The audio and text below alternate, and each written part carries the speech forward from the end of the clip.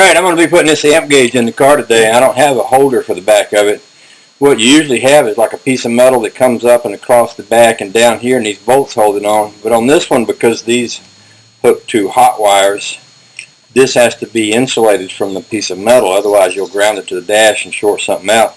I'm going to make a holder out of this tin can. This gauge fits down in it right nice. I'll poke 2 holes in the bottom of it, trim the edges of the can around here. It needs to not be, completely covered over, because you have these little light slots. The way you light these gauges, you put a light in the back of the dash and it shines through the glass here. So probably what I'll do is, notch the sides of the cans or something so as not to mess up that light slot. I'll get to work on that. I'll show you what it looks like when I get finished, and then we'll put it in the car. Okay, I got this made. It's might be a little on the flimsy side, but I still think it'll work.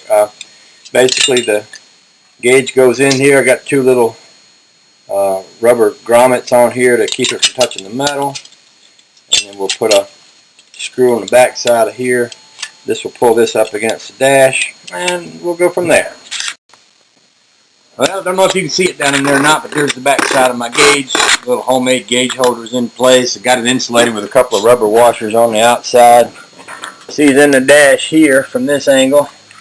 That's good. The other thing I want to show you, which I think is wicked cool, there's a guy on YouTube that has an old Chevy truck. He sent me a video, said he had this mirror in his truck, and it didn't fit. It wasn't the exact right mirror for his truck, and he was going to change it and get the right mirror to match, and he asked me if I thought I could use this on a rat rod anywhere. I had this mirror up here, which I actually borrowed off my neighbor's boat. I was thinking maybe I could put this up there, because this mirror came. So I came out here and climbed in the car like I'm doing now, and I kept playing with it. I'd put it, let me get my goggles out of the way.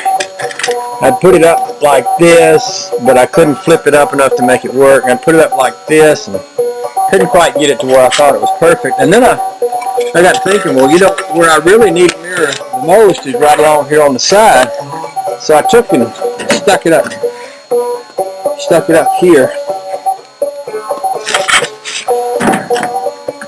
like a side mount mirror, and I was studying on something like this here. If I could shoot me a couple of tech screws right through these 2 holes right into this old windshield mount, that'd make a nice little side mirror.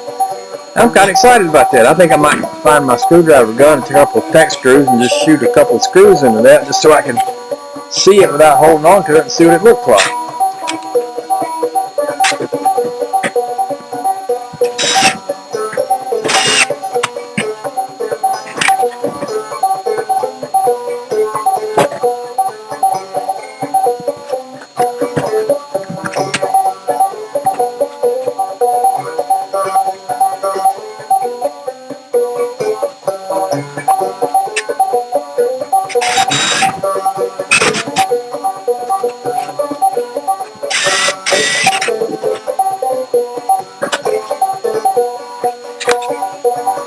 Okay, here we go.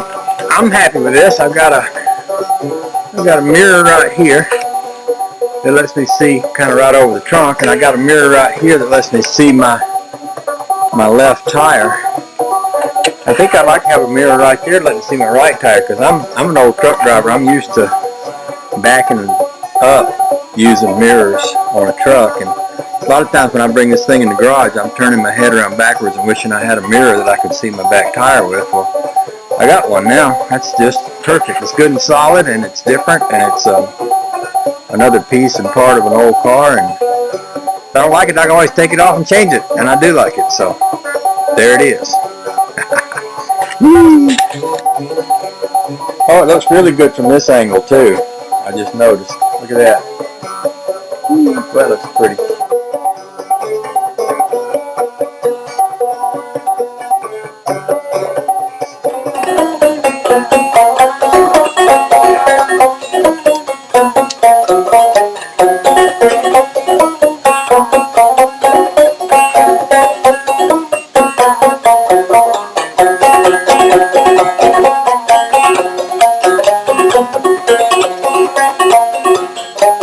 One of the things I was thinking about here is that this radiator is mounted with this grill shell bolted to it and the headlights bolted to it, and this whole thing is set up where I can loosen bolts down there and lift this right up off the car.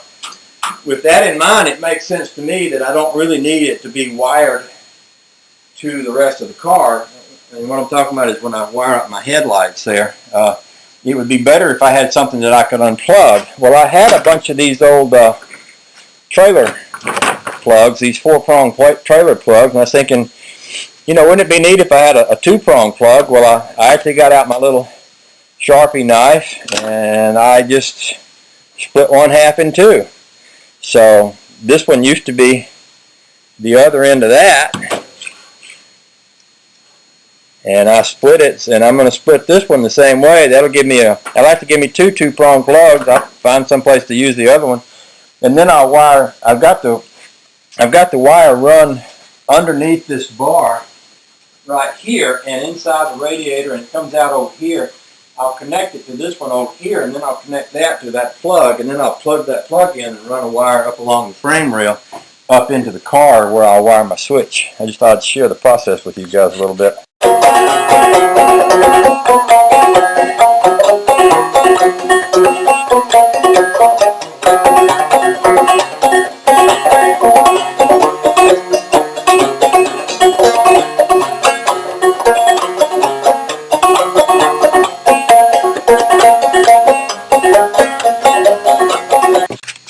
Alright, I got this thing wired up. Before I put the toggle switch back in the dash, I thought I'd show it to you. Basically, I got to tie these wires up out of the way, but the wires run up along here, up behind the firewall, into the toggle switch, which I have in my hand. I haven't put it in yet. And then I'm going to run the hot wire to this side of the toggle switch, and basically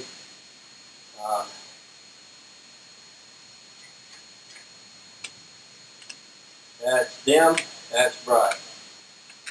Okay, time to talk a little bit about headlights.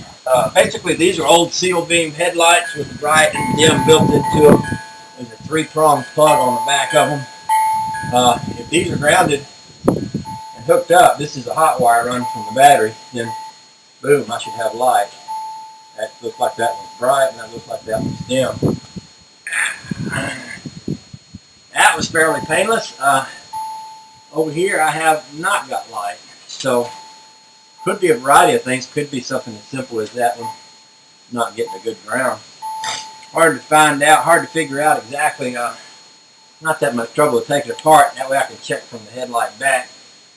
It's probably looks like a little strap here. I'll take the strap loose, pull the headlight out, see what gives with it. Once I got both of them working, and I might see if I can eliminate a ground right quick before I take it apart. Nothing's happening there. I was thinking if I put a ground to it, it might take off. But no. Okay, so let's take the headlight bulb out and see what we can see about that. By the way, you notice I special built me a coffee cup holder on the front here. Nothing but the finest for me.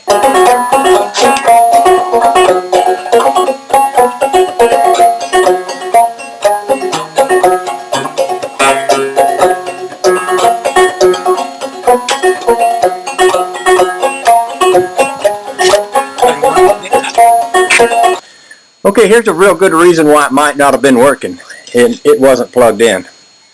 You know, simple thing to do is to plug it in, see what happens. I'll explain a little bit about how this works. You see this ground here runs into that post, and then you've got these two posts which are going to work the bright side and the dim side. Let me do that again. I don't think I was holding the camera right. This one goes to ground. It goes right into this side post, and then you got the bright and the dim plug on either side, and well, that's about as simple as it gets. So I'll plug that in and we'll see if it works.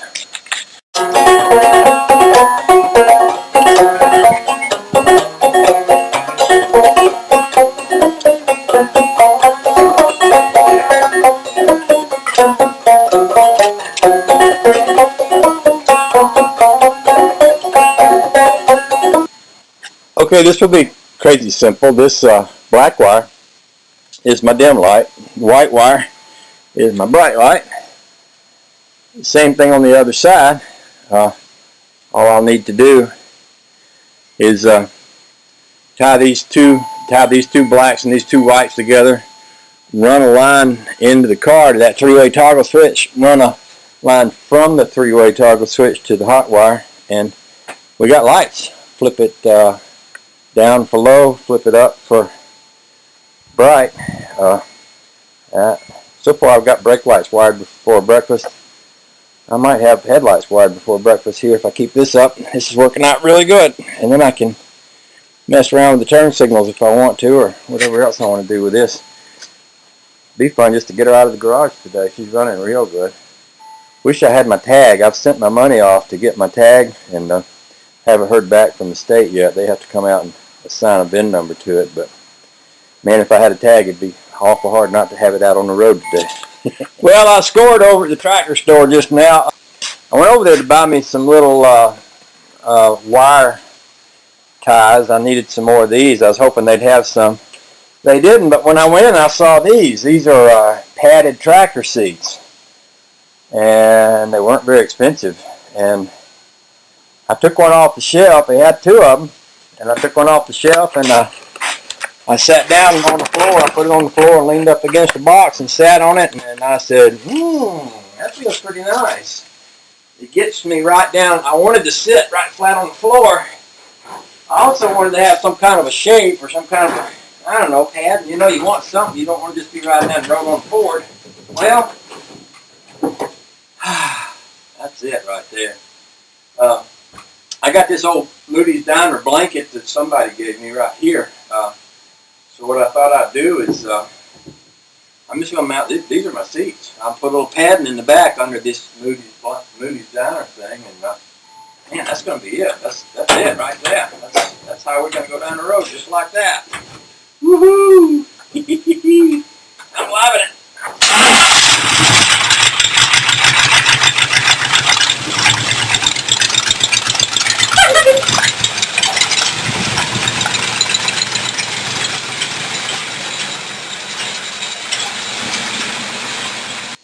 I thought I'd show you the blanket I was talking about. Up here, I live in Maine, and Moody's Diner is all a big deal, you know. So somebody gave me that Moody's Diner blanket, and you know, if I stuck maybe a couple pieces of padding or some of that other foam material that I got on the back of here, and just put that seat right there, man, I mean, that's going to be honking, and it feels good too.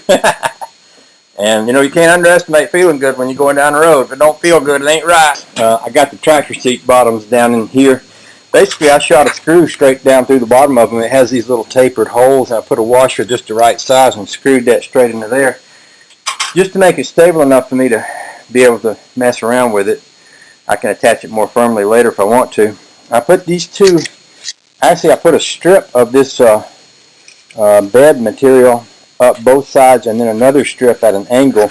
This is to sort of fit your back right into here. And then I'm going to put this piece over that, and then I'm going to put this blanket over that. I also cut the bottom of this plywood out so that I can swing this forward. That way I still have that little area back there to store my weapons in and stuff like that. Just joking about the weapons, sort of.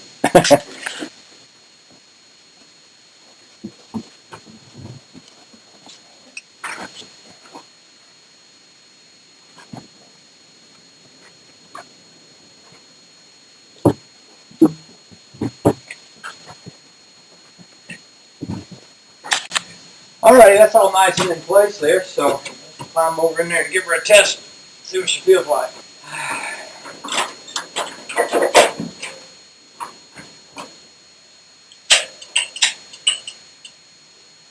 I think it's good. I think I might move my seat forward, 2 inches.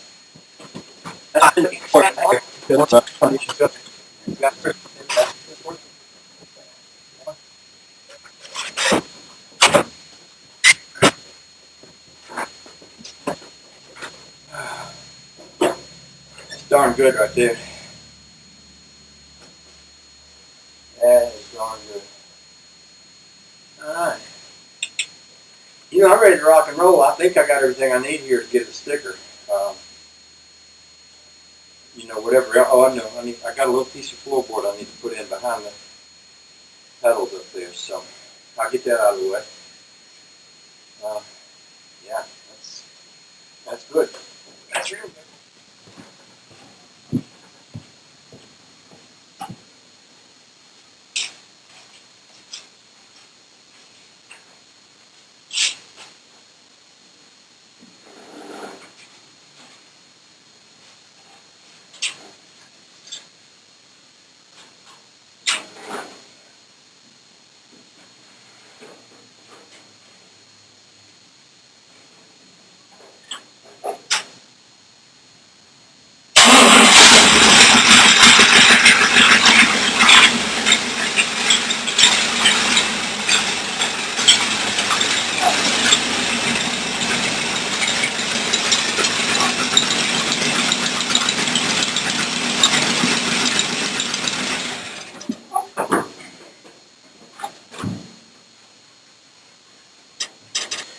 I was explaining to Trish that I'm wiring my tail lights separately than my headlights, and I'm wiring my headlights on this three-way toggle switch so that down will be low beam and up will be high beam and the middle will be off.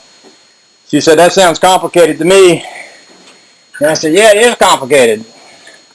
I ain't scared of it though. Back when I was a boy, we had to wire everything we had because all we had to drive was old junk, and most of the time the wire was bad on the old junk, so if you wanted to ride around, you had to learn how to wire it, do it yourself, otherwise you didn't get to go to town. Anyway, I've got the wire run to the back, it's running along here. That includes the wire for the turn signals, brake lights, and running lights, so it'll be fairly quick to hook those other things up. Probably first thing when I come back out here Saturday, I guess, I'll get the brake lights working. Probably take that steering column apart, have a look at that turn signal switch, decide if it's worthwhile. There's two ways I could do that turn signal switch. I could take that column apart and try to make the original one work, or I could get me another three-way toggle switch and put on there and have it where you turn it one way for one way and the other for the other. Either way would be fine. It'd be kind of cool if I could get this old switch here to work. So we'll see if I can. And anyway, that's it for today. Oh, I guess the other thing I'll do right off is get the headlights working. That's going to be kind of cool when I can cut the lights on. We'll see how that goes. Y'all have a nice night.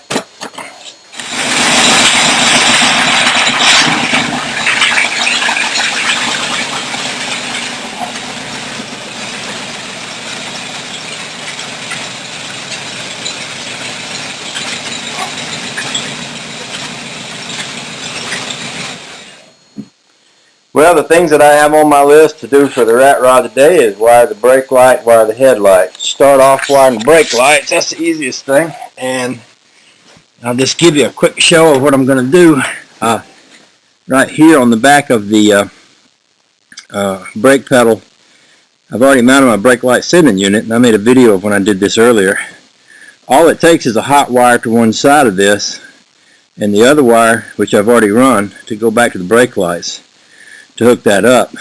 What I'm going to do here is I'm going to put the wire through a piece of like heater hose, and put the heater hose over this and put a clamp on it, and then run this up into the car. That way this is a little bit protected from water and mud and stuff that'll splash up on it. So I'm going to just get that done right quick and out of the way. Okay, this is fairly easy. I ran this 4-line wire. It's only with C3 because I've already hooked one to the taillights, all the way to the back of the car there. I'm going to separate out the brown wire, run it down through there, put it through that pipe, put a clip on the end, clip that onto that brake light sending unit. These two, one will be for each side of the turn signal. So this is pretty simple stuff. I'll come off the other side of that sending unit, run one back up to that fuse block that I put in the other day. That'll supply the hot wire down to that. That should get us brake light working.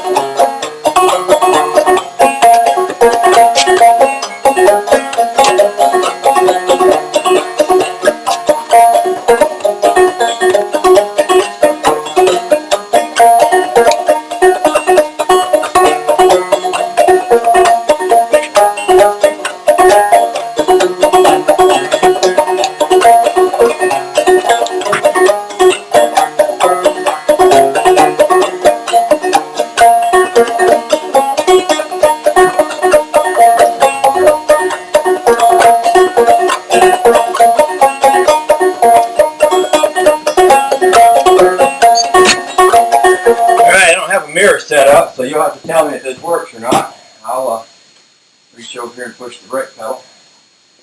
And it's good. It's good. Oh, God.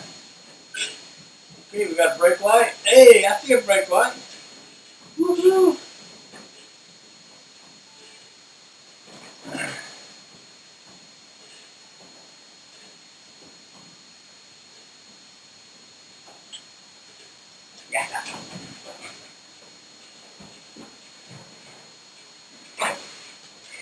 Okay, brake light's done. Let's think about headlights. One of the next things on the list is wiring.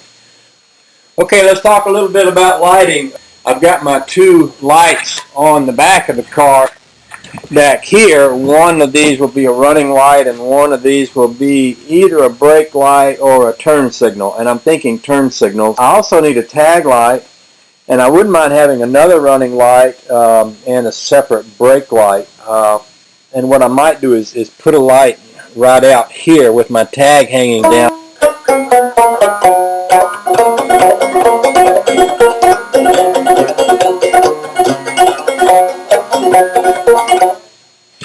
I collect, save, keep, never throw away, whatever you want to call it, all sorts of stuff. We've got lights, and I found two sets that match, and I've hooked a battery up to them and tested them. So that I've got two lights here that serve as my running lights and tag lights, and then I've got a separate brake light or turn signal in this one, and a separate brake light or turn signal in that one. I've also got these round lights, and in some ways I thought the round lights might look better. I'm also going to be building a tag plate. Get those mounted up, get the tag plate on there, stick it on the back of the car, set it where I can look at it and light it all up, see what I think, and then if I like it, I'll go ahead and run the wires up. I've got a turn signal flasher here to make it work in my hand here. You run your hot wire to one side of this, you run the other side to your light, and it should flash. Look at that. Another beauty. Oh, that's just lovely, isn't it? Okay, so that's how that works. So basically all I have to do is find a place to mount the flasher, run the hot wire here, run my turn signal from each side. I've actually got this is a turn signal switch. I'm willing to bet if I run a hot wire to the center part, and then a wire over here, I throw that, look at that, that's working. And if I run this one, I bet to here, look at that. That's a workable turn signal if I want to use it. Now, I've got the old turn signal switch in the car, which I might be able to get it to work. My past experience with these things is it could happen and it might not, and it might be pretty clunky. It might be, somewhat workable to hang that thing there, although I can already see before I even get it there that I'm going to be banging my knee on it. Taking the steering wheel apart, got a good click to it, don't it? Heck, it might work. I believe for my money, I'd rather make that work than to have this big clunky thing hanging off the side of there. And I get it apart, I might be able to figure out what it would take to work that. It's not that hard to get that apart. You pop the horn button off here, take the steering wheel off, unbolt it, and slide it out, and then you get to the mechanism that's down in there. What I'll probably do is go ahead and hook up the lights and the brake lights, get the other running lights hanging back there for the sake of the tag light, and we'll just kind of go from there. Okay then, so with that said, I'll shut up. And in this late breaking news, we have rare footage that proves that mythical figures do help each other. Today, someone caught Santa Claus helping the Easter Bunny and one of the Easter Bunny's helpers on video. Watch this.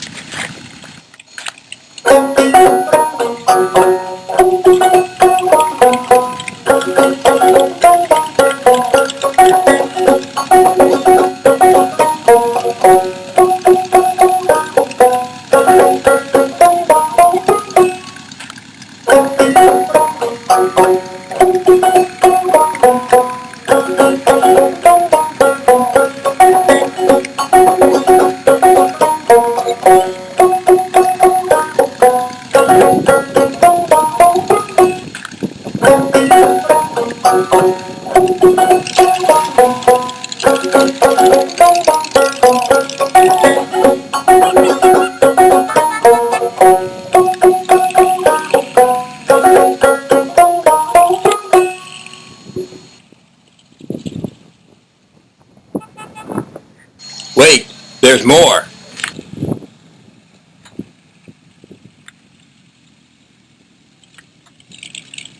Watch in this close-up shot and you'll see we're able to get a positive identification. That is Santa Claus. No matter how he gets the eggs there, children everywhere are grateful for the gifts that the Easter Bunny brings.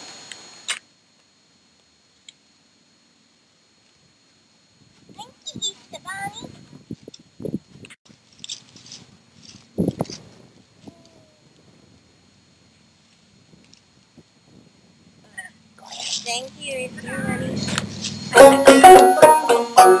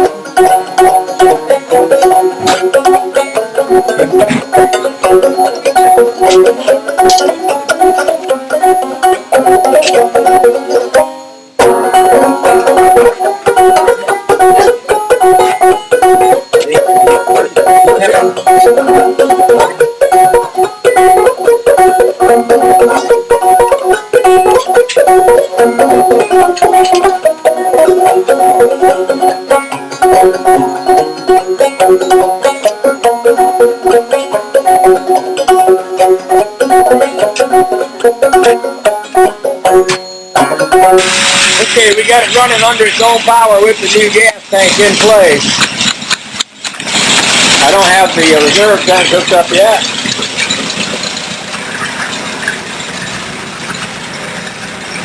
No leaks. Woohoo! Thank you for your help.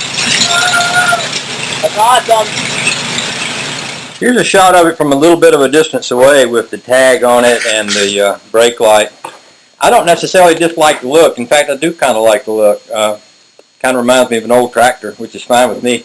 It should look like something old. I made this bracket out of a piece of an old welding tray to hold the light and the tag on there. I also just made this. This is basically just two washers welded together.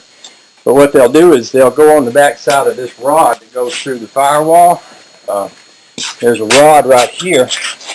And I'll put those two washers, one of them through the rod, the other will hang down, which will give me something to tie the wires to so that my wires won't be all down in the way like they are right now. I can tie them up. There wasn't really anything up in here to tie these wires up out of the way, so I can put one of these plastic loop things through that extra washer That'll hold everything up nice and tight, and that'll be good. Okay, here's a piece of history I'll share with you. I was a truck driver for 20 years.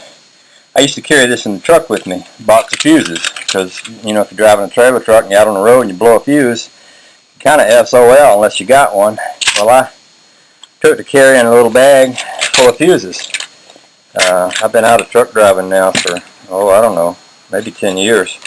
Still got the bag though, still got the fuses. It's a great thing to have. Kind of brings back memories every time I pull it out. Okay, let's talk a little bit about wiring. I told you a while ago that what I was doing, I was getting the wires out of the way here, which I did. Got them all tucked up in that corner and all up in high here and tied up so that they won't get tangled up in anybody's feet. And I built me a little fuse blocks here. Well, actually, this is the fuse blocks. This is the flasher for the turn signal. This is a piece of oak that's mounted over this bar that holds my throttle. And basically the fuse block is screwed into the piece of oak. This is the hot wire into here. I've got 4 terminals on the other side with the fuse in between. That should give me one for the headlights, one for the brake lights, one for the turn signals, and one for a horn if I ever decide I want a horn or whatever. So that's my homemade wiring job. Yeah, that's pretty much it. I mean, everything I need to run the car was already in place. My starter button is right here. My ignition button is right down there. So basically all I probably need to do is run a couple of switches, one for the headlights and the tail lights, and I won't even need a switch for the brake lights. Although I may want to wire the brake lights so that they come and go with the ignition switch. I'll have to think about whether I want to do that or not. In fact, I might want to wire the headlights so that they go off when the ignition switch is turned off. I'll think about that. In the meantime, that's good enough for now. It's good enough to give me something to work with to go ahead and hook up a headlight and a brake light, and we'll go from there. Okay, I'll go ahead and give these things a test. This is the hot side, and see it's lighting my light. 1, 2, 3, 4. And this is the side on the far side of the fuse. When the fuse breaks, this far side would be dead. So that's what protects you from burning something up. It'll blow the fuse out before it'll burn your wires up. Okay, we're going to give her the big test and see if she works. You tell me if you see anything, okay? Okay. Woo! Woo! Look at that! Look at that, we got lights! Wow! Woo! Blue! Yeah, blue dots. We got blue dots. Yeah. That's all. That was all the rage back in the 50s. Is that right? Blue dot tail lights. Oh yes, sir. Oh, I didn't. Huh. Ooh, look at that tag light. It's all illuminated. Wow. Woohoo! That's pretty awesome. I bet I can get an inspection sticker like that. All right, diggity dog. Okay, they turn on. Let's see if they turn off. Just joking. Sweet. Awesome. All right, I'll clean up this mess. Okay, sweet. And I'll see you in the house in a bit. Jackie, go supervise. Yeah, I gotta have Zacky's overall approval. You stay out here with me, Zachy. We're gonna do exciting stuff. We're gonna clean up. You'll like it, honest. You don't have to work though. Man, have I got it made here or what? Look at this. It's almost as comfortable as being in your bed. Oh yeah, that's a beautiful thing. I designed this gas tank when I put it in to come out fairly easily. I should be able to just loosen these 4 screws, slide it forward, drop it right down. I've already loosened the cap on the top and the fill tube. One of the things that I'm sort of interested in trying to do or wanting to make sure that I do is have a one-piece unbroken gas line from tank to motor. Reason for that is I can remember when I was a kid having a 39 Ford pickup truck. I had a Stewart Warner electric fuel pump mounted under the frame with a couple of rubber hoses. I remember one of those things coming loose. That thing started leaking on a Sunday afternoon. It was hot down in Georgia. Of course, when you get gas dripping on asphalt, it turns into tar and goo, and I'm crawling up under there in my good clothes trying to fix it before it ruins the driveway with gas and tar all over me. It's just a miserable situation. I decided right then, well, that, and I've also seen a A real nice street rod burned to the ground in about 4 minutes on YouTube one time because he sprung a gas tank leak. So I'm sort of not wanting to do that. Plus, I saw somebody burn to death once. That's another long story. So with all that said, yeah, one-piece gas line from tank to engine. And so I think this gas line comes around and curls up and goes down into that tank. So I think when the new one drops down here, might be enough line to be able to reach it right to where I want it to be. If so, that would be ideal. If I have to put a fitting in it, it'll be metal fittings. No rubber lines are going in this, except right up on the motor where it goes right into the pump. There's a rubber connector there. So that's enough talking. I'm going to shut up and get this gas tank out of here, take the old battery box mount out of here, take both these bars out of here, clean this whole space out, and remount that gas tank right there. Oh, I'll show you this. The way that tank mounts. It's a circular tank. It has these little mounting brackets. Well, they're in there, believe me. Anyway, it has a couple of mounting brackets that circle it. They bolt to something. I'm going to try to bolt them right to that cross member. So we'll see how that goes.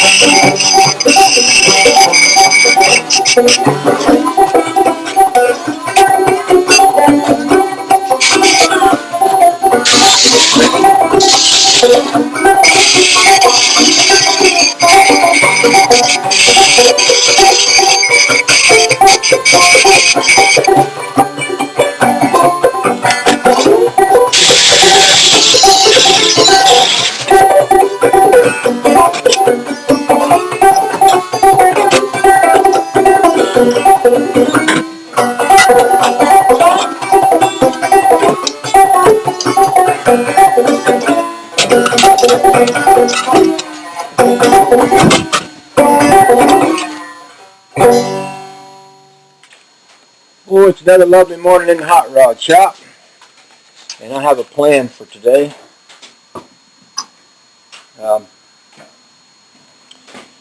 Got the horn mounted up yesterday, got some work done in the floorboard there, got my little fancy dancy windshield wiper working here. Today I'm going to remount the gas tank, and when I first got this gas tank I was thinking I was going to set it up in there against the back of the cab. But that was limiting my space a lot right in here, so what I thought I would do is kind of drop down and make a little storage space down in there. But then it hit me, well, why would I do that? It'd be out of the way, hard to reach. Why not take out all this crap? What I've got back here is a place where I originally had my battery mounted, and I've got this smaller gas tank. If I took all that out, this would fit between the frame rails. I could drop it down behind the rear end, hang it from that crossbar. It would be down and out of the way, but I could flip the lid open and put the gas in it, and that would be no problem.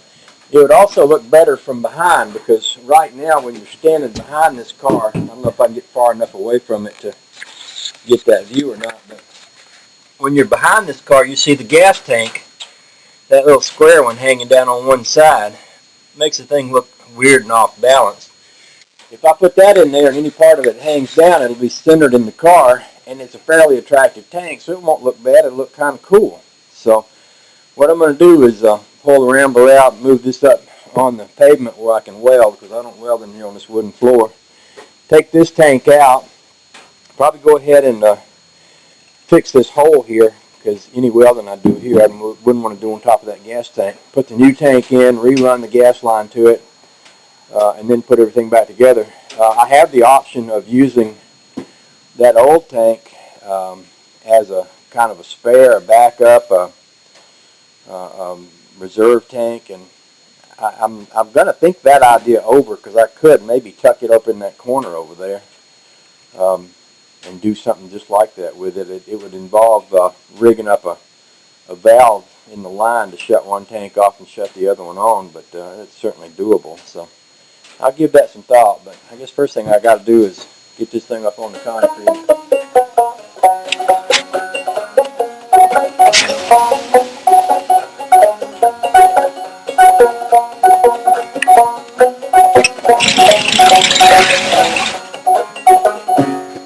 I think this angle right here gives us a pretty good view of what I was talking about before. See how that gas tank sort of hangs down on one side?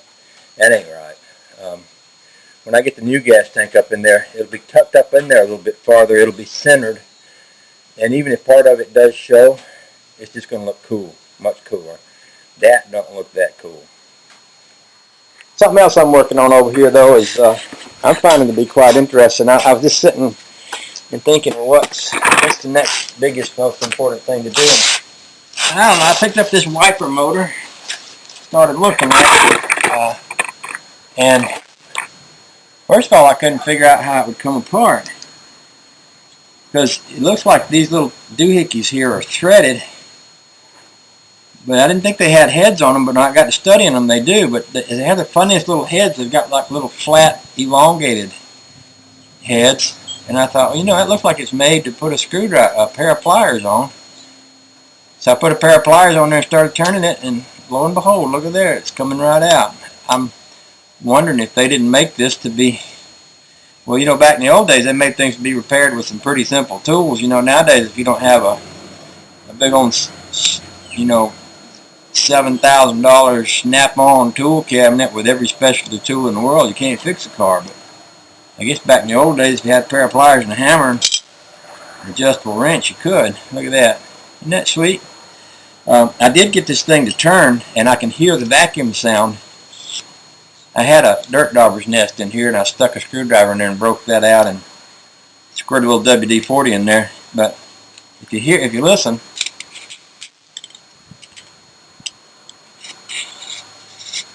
you hear that vacuum sound? So I'm wondering if this thing wasn't taken apart and cleaned out and had some vacuum put to it, whether it might not work. You just never know till you try. Looks like that got a little damage there from somewhere. I don't know what.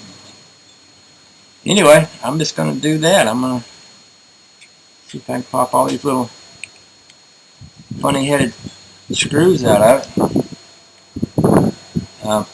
Somebody suggested, and you can do this, I've seen it done on street rods, you can actually have a little handle that comes into the dash and just turn the handle.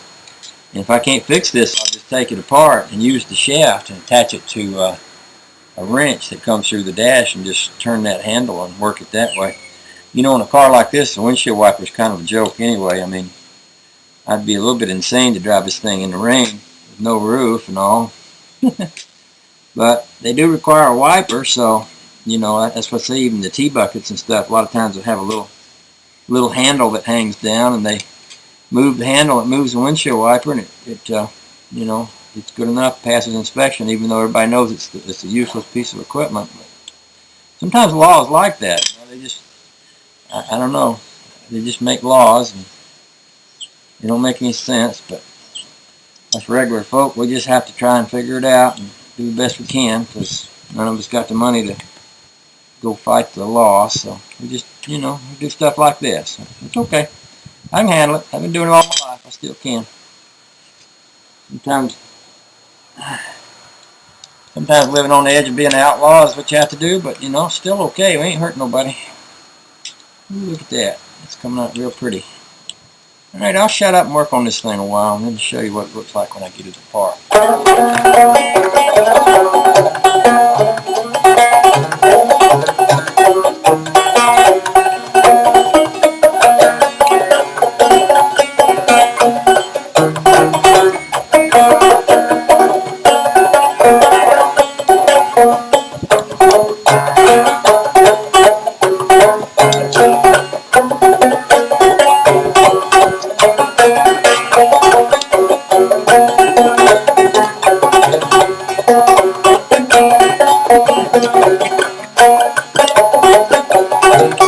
Well, I went ahead and put this thing back together because it occurred to me about the time I started taking it apart that it might work. You never know. Sometimes these things do. I've seen 63 Impala clean up some old junk and have it work, but it didn't work. And so I'm going to go ahead and take it apart. I'm actually thinking more and more about putting a little handle on the dash just because it's quick and dirty, it's painless, it's flawless. Once it's done, it's done. It isn't going to go anywhere. That's an interesting old rod.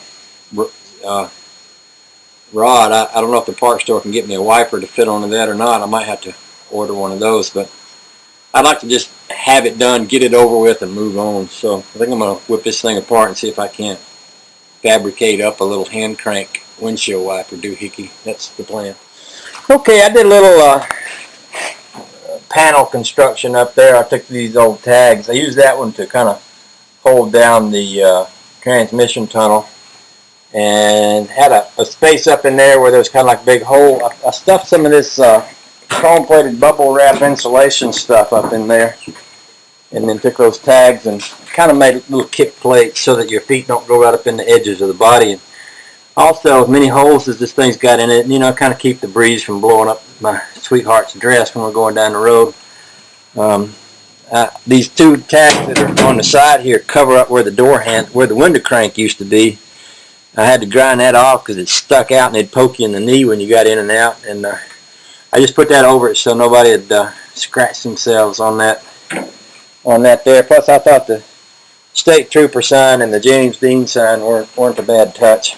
Oh, while I'm here, I'll show you a treasure. I went over to Stan's house yesterday to have him do some welding for me, and he gave me these two Studebaker hubcaps. That's pretty honking. They're pretty beat up, but they're still cool. And this speed limit sign, I kind of collect signs, so that's a good one. So I'll find a place for all that to fit in around here. Alrighty, I thought I was filming a lot of the process of putting that gas tank in there, but I wasn't because my memory card was dead. But from this angle, you can see the tank. We're actually a little bit lower than ground level, so probably standing up. Of course, the back of the car's up in the air. You just about can't see the tank. You can see this little valve that comes out of the bottom of it, and but it's high enough in there, I don't think it's ever going to catch on anything. I don't think that's going to be a problem. It's an interesting process of getting this in here. I made these clamps, and then I sort of put the clamps up in there, and then I set that thing up on the garbage can. And then I wedged some wood up in there and got it up nice and tight where I wanted it. It's right up very close to the you know, it's as high up as it'll go, I guess is what I'm trying to say. I even took a couple little carpet pieces and put them between the tank and the body there, just in case it got too close. And I put some webbing that my dad had between the tank and this cross member. I snugged it real tight on these two clamps here, and then I welded the clamps so that they can't turn, because my thinking was once this thing gets gas in it, it's going to be heavy. If those clamps turned, it would let that thing lower itself down. I've decided I'm going to use this as a second gas tank, like a reserve tank. I got me 2 valves that I can put in the lines here so that I can cut the gas off to the individual tanks. As you'll remember, I had a 41 Chevy gas cap on this, so I'll have to remake the gas cap there. The gas line on that one comes into the far side over there, and I'm thinking I could stick this over a little bit above. I'll have to do some work to get that in there, and stick it up in that corner and get it kind of out of the way of my trunk space here. I've got a treasure out here in the trunk. I went to see Stan, and he had some leftover sheets of aluminum, and he sold me one. Oh, just look at that, hot rod folks. Just eat your heart out right there. So I got that nice big sheet of aluminum. I think that would be really honking to make my trunk area. So what I'm going to do, we want to use this car tomorrow. We're grandkids are coming over, and we're talking about making an Easter movie, and we're talking about using the car. So what I'm going to do is I'm going to go ahead and hook the gas line back up. I'm not going to have this tank hooked up today, because I'm going to have to do some fabricating to get that tank set over there. But I figure if I put gas in the lines and then I cut them with a pipe cutter, one of those things you tighten up and turn around, it won't create any sparks. And if I put my cutoff valve under that tank, I can cut the gas off to it, cut that open, put a T in there, add that tank later on without any real harm or danger. So and that way I can make that a good job for another day. So I think that's what I'm going to do. I'm going to go ahead and hook this line into that down there, into the cutoff valve, and then get this thing down, put some gas in it. Oh, something else really cool. When I was a kid, you had to keep in mind, when I was young, MIG welders hadn't been invented yet. And one of the things that people always said was you can weld tin cans together with a MIG welder. That's what people used to say when I was in high school. Well, I had a hole here where my old gas cap was, and I went inside and I got a lid off a tin can lid, and I stuck it up under there and I welded it around the edges, and it worked. So that's pretty honking. I'm going to take my little Bondo and just smooth right over that, and that'll be good. But that was kind of fun for me to weld a tin can into the hole where that used to be a tin can lid. So it even says best by 08-2011. So this car is good till 08-2011 according to that right there. So something to think about. All I want to do is take the windshield out, weld up that piece on the outside. See the little gap in here? I'm going to fill that all in. Probably maybe do a little welding and some Bondo work on that. Might squirt a little paint on that centerpiece there while I'm at it. And then put it all back together. So that's the plan. Maybe I'll pull that windshield out tonight. I'm kind of in the mood for working, so maybe I'll do that.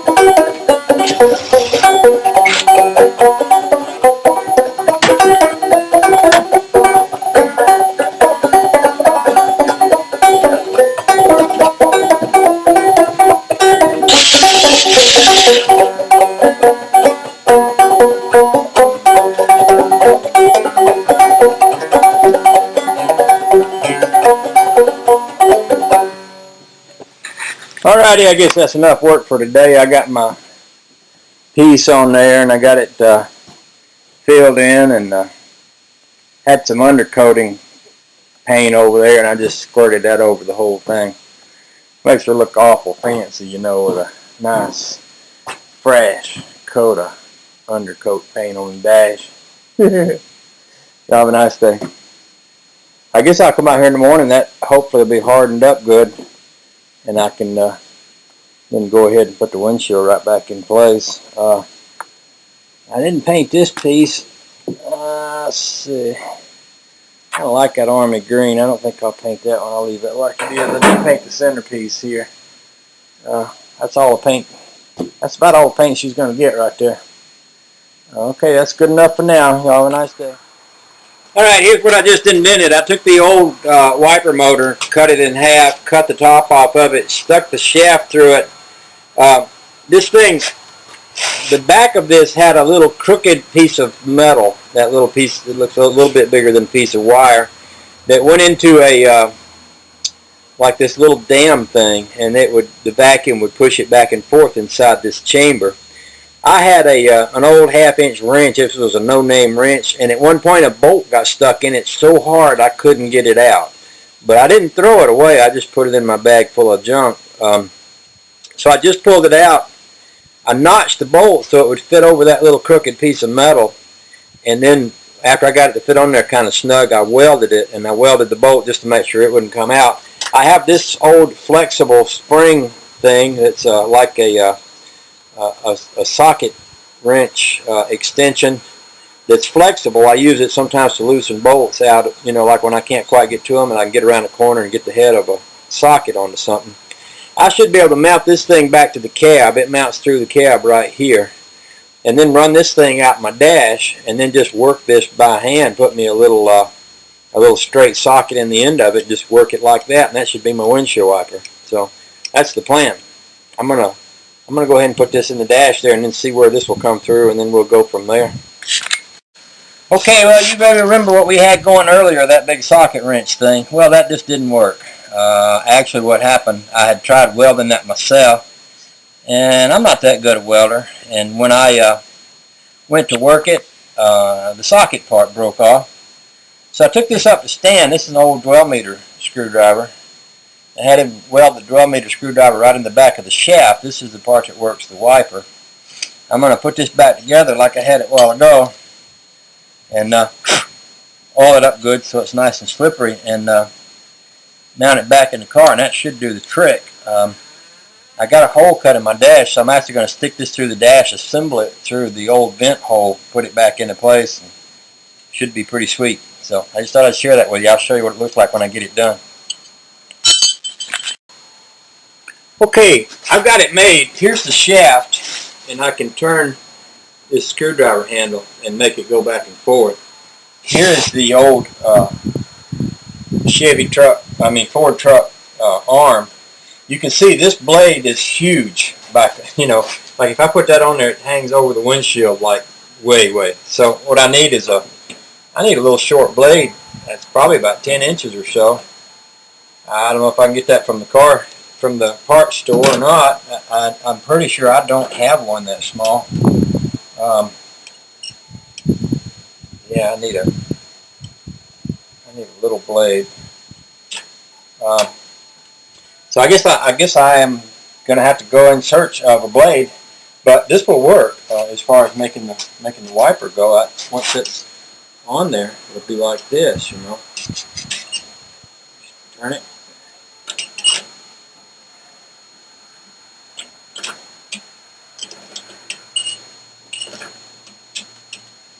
Yeah, like that, just like that. Look at that. That's beautiful. So all I gotta do is find me a tiny little blade. You ready to go for a ride, Zachy? We're gonna go for a ride in the convertible, go to the parts store, get a wiper blade. You ready, buddy? Ooh, he's so focused. Okay, I got my windshield wiper. Well, I almost finished. I had to run to the parts store to get this little short blade. And the problem with it is that this old arm is wicked flimsy, and it should have a spring in here that holds it to the windshield, and the spring's gone. It's quite old. But the way it works, I've got that, you know, wrench, screwdriver thing in here, and I just turn it like that and make it work. That's good enough for a sticker. I do have to get this arm straightened out. I've got some old wipers up there, and I was thinking about using the body of one of those to maybe, I don't know, somehow drill a hole in it and put it here, and where the end of it would press down on that. But I may just wind up buying a new arm. I know I got a catalog in the house that sells old truck parts, and it might be easier to find a new arm for it than it would be to figure that out. But anyway, that's something I'll sort out another day. It's been a fun day working in the hot rod shop. Y'all have a good one. Take care. Okay, one more addition to that last video. I came in and looked at this catalog that's been laying around here. What is this? Obsolete classic auto parts. And they've got a new original equipment style wiper arm for $9.95 and a new original style wiper blade for $3.95. That's like less than $15, and I don't have to rebuild anything, so heck, I'm going to go with that. Sometimes it pays to look and see what's available. Might amaze you. Y'all have a nice day.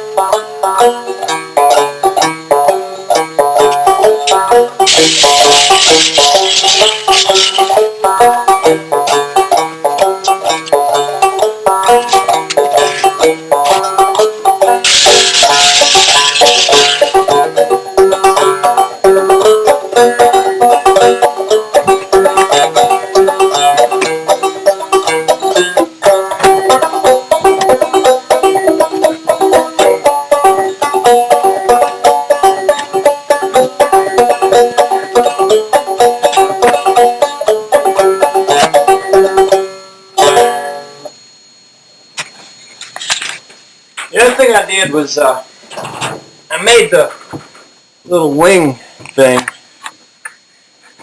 It goes up on top of the windshield. What I mean by that is this is actually a piece of that old filing cabinet back there, but it's a nice heavy piece of doubled over metal at an angle. I cut it with a piece that slips in behind this windshield. I beat it, used the piece that I pulled out of here to match it up, and it just sits so that it kind of goes up underneath the center post, and when I bolt the center post together, the top of the center post comes over the top of this. This edge here is a little high, and I think what I'll do when I take this off, because I'm going to take it off and re-weld this part down here, is I just put that on the vise over there and hit that with a hammer a couple of licks. I believe it'll bring this edge down, and then it'll fit in there real nice. So my windshield is in the track all the way around here. It has this brass piece in the middle, which I might polish up a little bit, and then on the inside it has this piece that bolts to the dash. I shot a Tech screw in down here, and then the metal piece that comes up. My mirror hangs off it. I believe that's sturdy enough. So I'm going to climb in the car. I'm going to hold the horn where it goes. Now, is this like a porno flick? I shouldn't show your face? I'm going to show my honker. I shouldn't show your face? I'm going to show my honker. It's going to sit right there, and I just want to see it.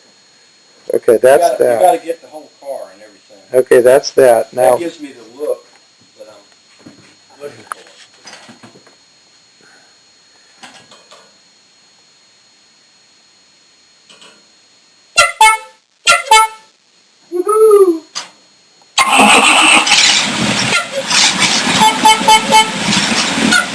don't wake the neighbors.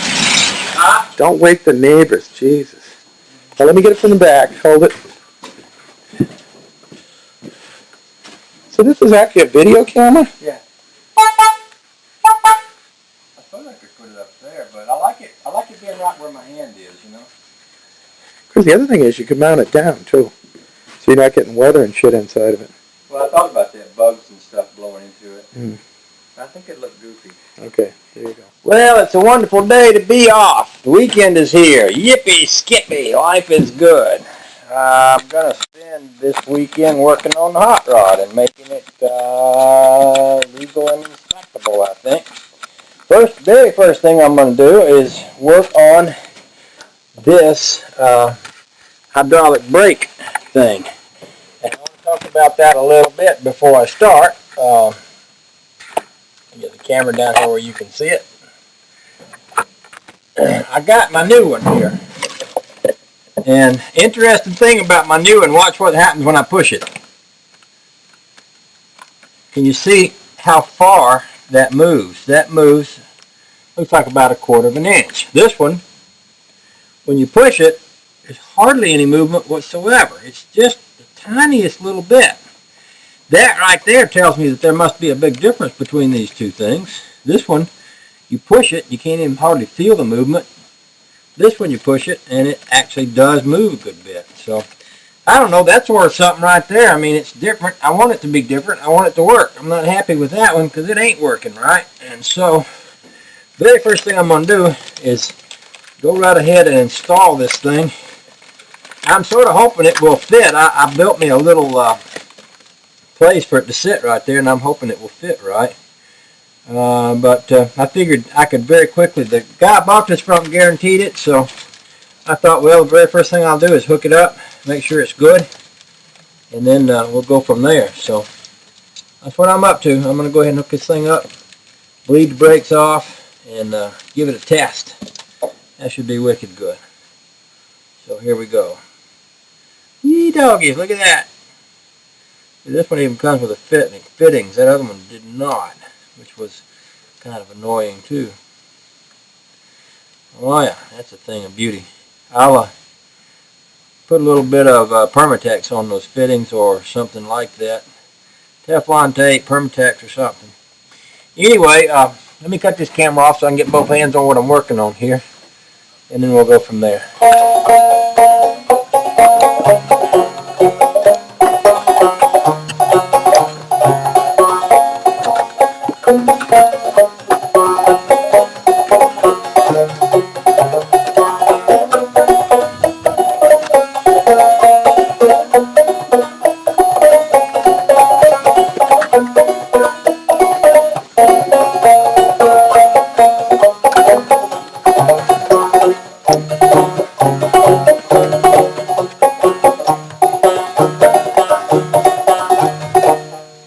Alright, we'll talk a little bit about brake bleeding. I use a bleeder cup to do my brake bleeding with. I hook this end up to the bleeder valve on the brake line. It allows the brake fluid to drain into the cup, and then when it sucks the air back, the way I do it is I set it up so that the air line goes higher than both the cup and the valve, so that if air does come up in here, the air will tend to stay right here. When you take your foot off the brake, rather than suck the air back in, it'll suck the fluid back out of this thing back into there. What I'm going to do, what I have done before, is bleed the brakes into this cup and then pour the cup back in there and bleed it again. Well, somebody talked about, maybe some trash got in my last little switch. So what I'm going to do is put fresh fluid in up there, bleed it out into here, pour this into a separate container, and keep doing that till I kind of flush out anything that might be in the line, because I'm going to eliminate any possibility that might mess this thing up, and that's one I can eliminate pretty easily, is any dirt that might be in the line. I'll flush it out in the process of bleeding this thing.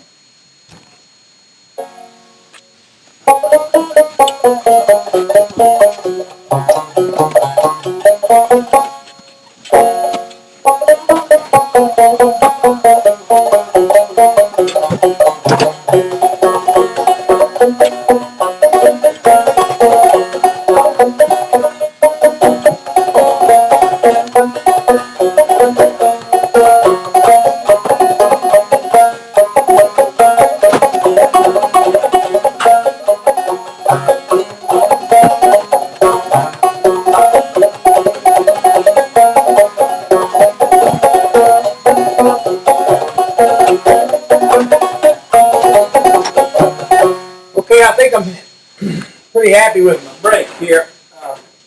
I'll give it the inspection test to show you what I mean.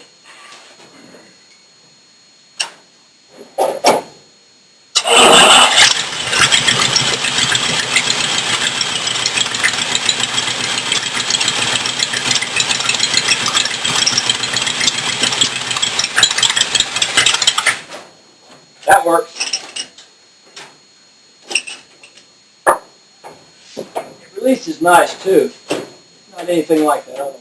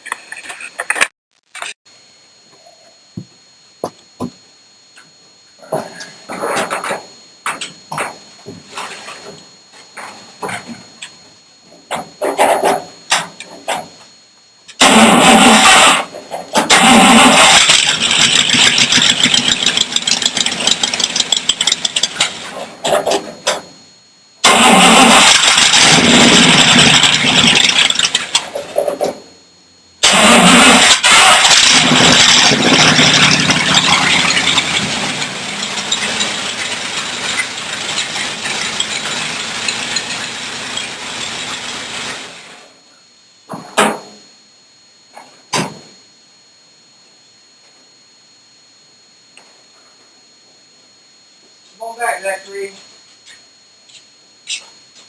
Come on, Zach.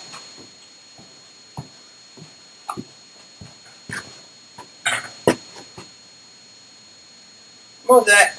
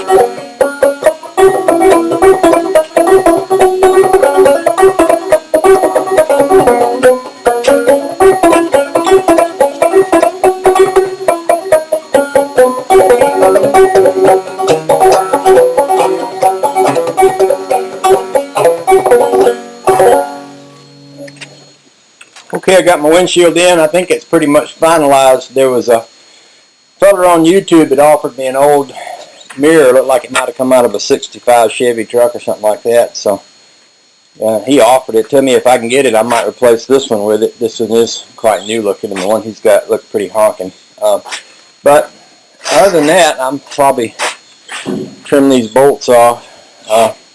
She's about done. I know a lot of people have had a screaming fit probably when I squirted paint on here, but if you look at it now, it doesn't look too freshly painted, and I sort of did that on purpose. I didn't, it looked funny. What I did was I put a coat of black, actually rubber coat on there, and then let that about half dry, and then put a coat of gray primer on there, and then I squirted WD-40 all over it when I was wetting down the window track. Just let it run down, sit for a while, and then took a rag and wiped over it, and it certainly doesn't look terribly freshly painted.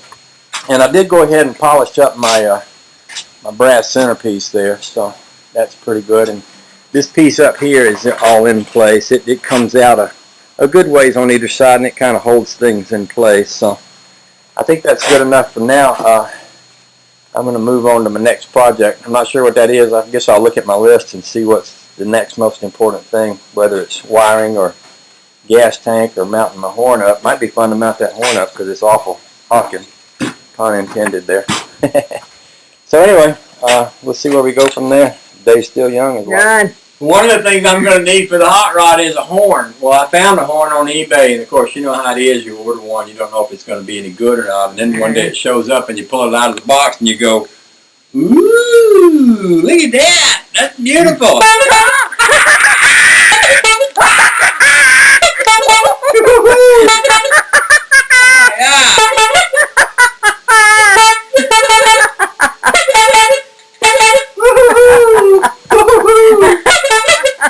That's what he did when he opened it too and honked it. That's got to be awesome.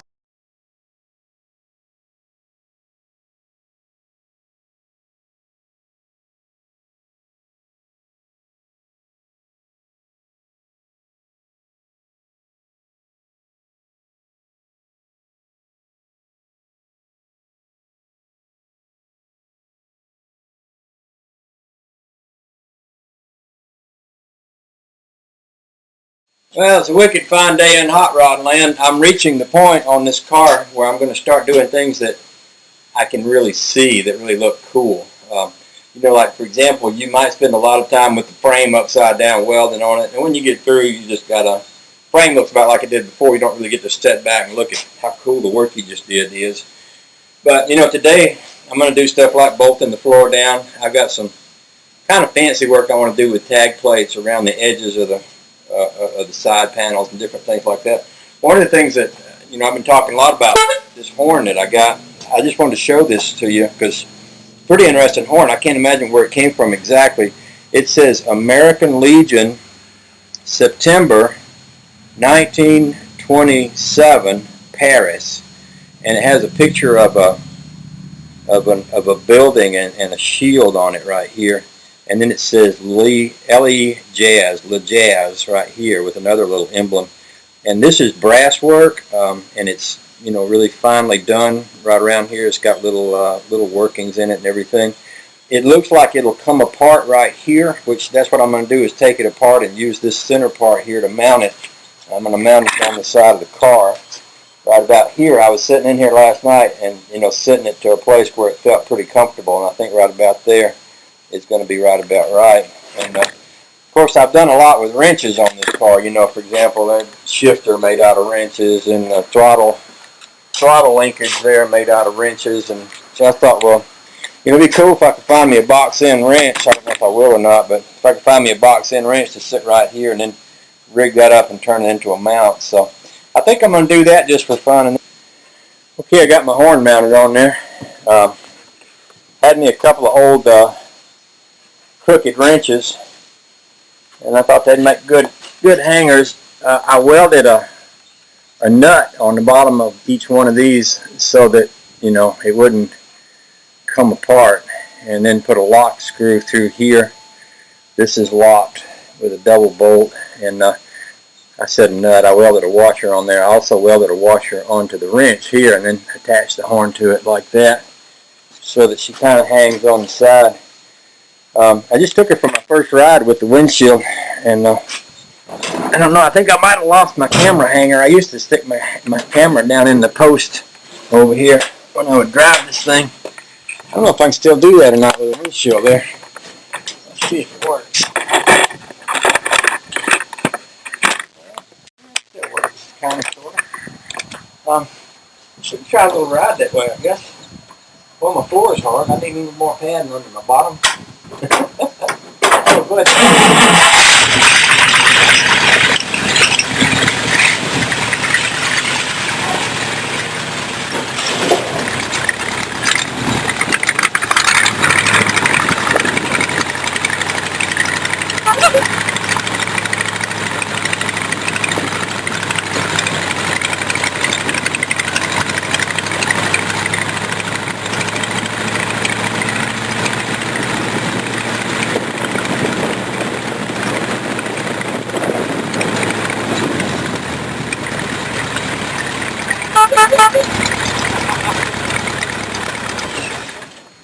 giving her a test drive with my new Horn windshield here. Oh yeah. See what else I can get done this weekend. Yeah.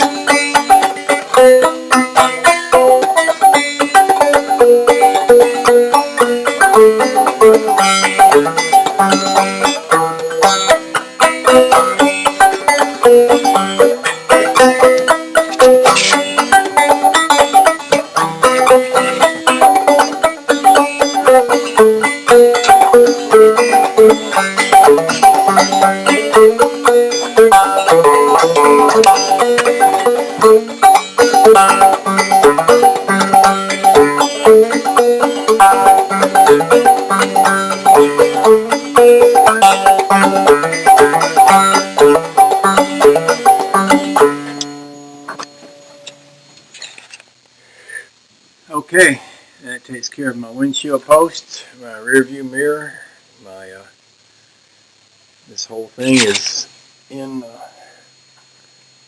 good shape here as far as that holds my windshield real nicely. Jump out of the car and have a look from the outside.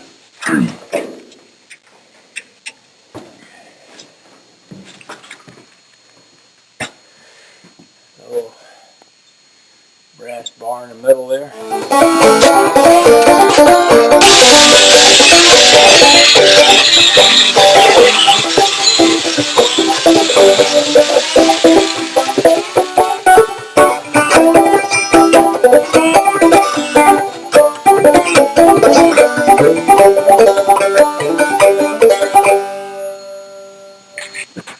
Sometimes it's awful fun just to see what kind of pieces and parts I can find to fit things together with, and sometimes it's a little bit amazing. I go looking for something and I find something I like the looks of pretty good.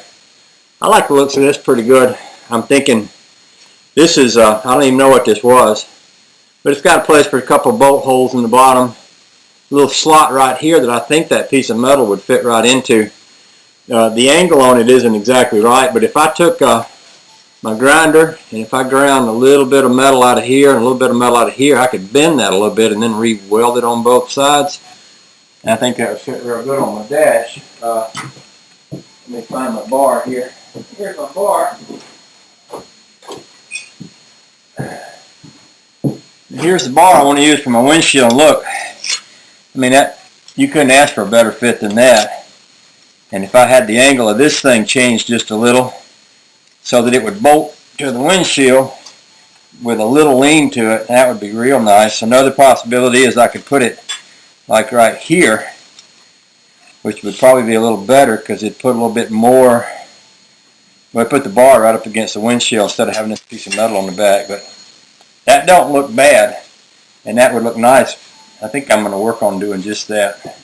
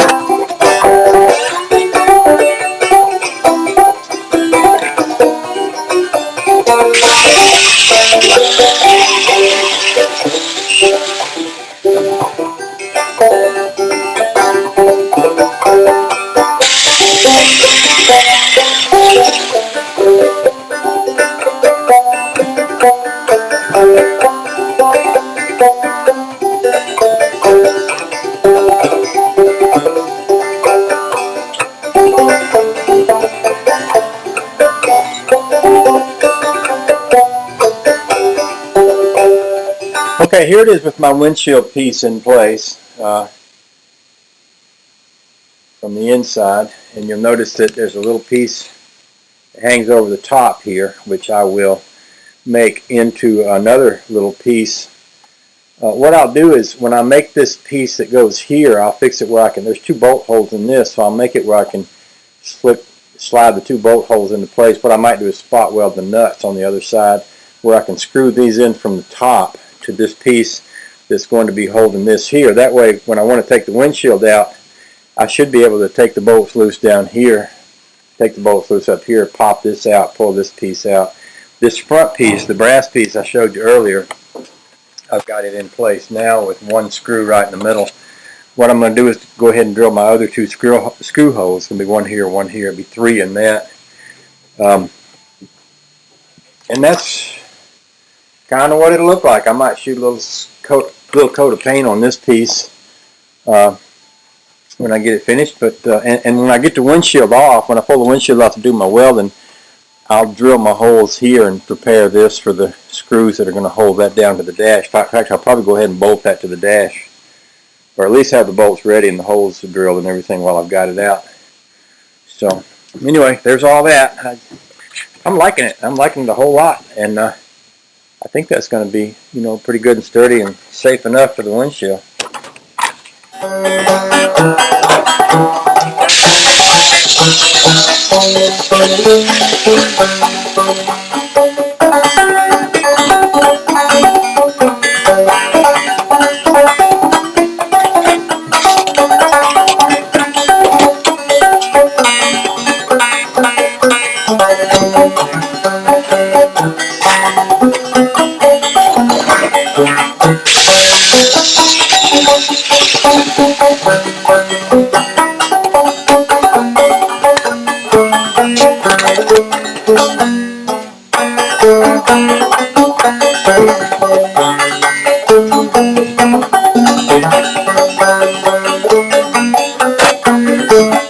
Alright,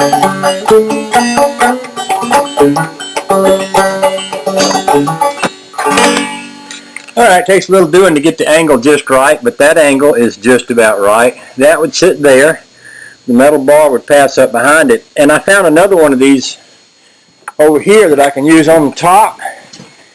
Let me get it. It's right here.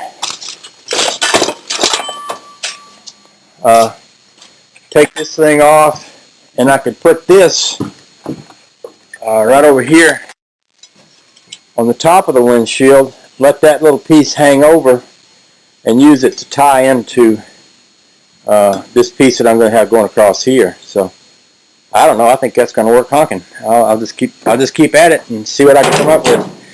I didn't really come out here expecting to do any serious work today. I just thought I'd do a little work. Sometimes I'm like that. I don't always set out to do a whole lot of work. I just do a couple little things. If I can do a couple little things a day, and I get a lot done over a course of time. Okay, here's the next thing I'm going to work on. This is the oil pressure gauge that I had in there. It's a Sun Pro. It's quite modern looking. It looks like, you know, it would fit into about anybody's car nowadays. Not really appropriate for that car. This is one that I found online. It's an old Stewart Warner gauge, quite old, big numbers on it. It's actually, you know, has the perfect look for this car, and it's probably a lot better gauge than that new one there. I didn't want to use this old plastic wire, and the plastic wire wouldn't fit on the Stewart Warner gauge without it fitting, and since I needed to make changes anyway, I went down to the parts store and got me some copper tubing. I'm going to put this thing in there with the copper tubing.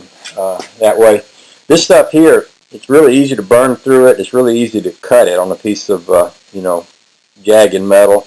Saw a guy at a car show not long ago, cranked up his 55 Chevy and started making this huge puddle of oil on the ground. Well, he had cut this line and it was just dumping all his oil right out. And that's a real pain in the neck when that happens. So I don't want to be in a situation like that. So I'll put mine together with some good copper tubing. And we get that done, maybe we'll wire up the amp gauge after that. Well, I got my new oil pressure gauge in here. Well, I'll say my new one. I got the old oil pressure gauge in here, and it kind of matches up right well with the speedometer. This one also has the plain black lettering and kind of big letters, so all three of these gauges match up. I've got an amp gauge over here that works that way too. It had a chrome case on it, and I painted that black this morning so it will match.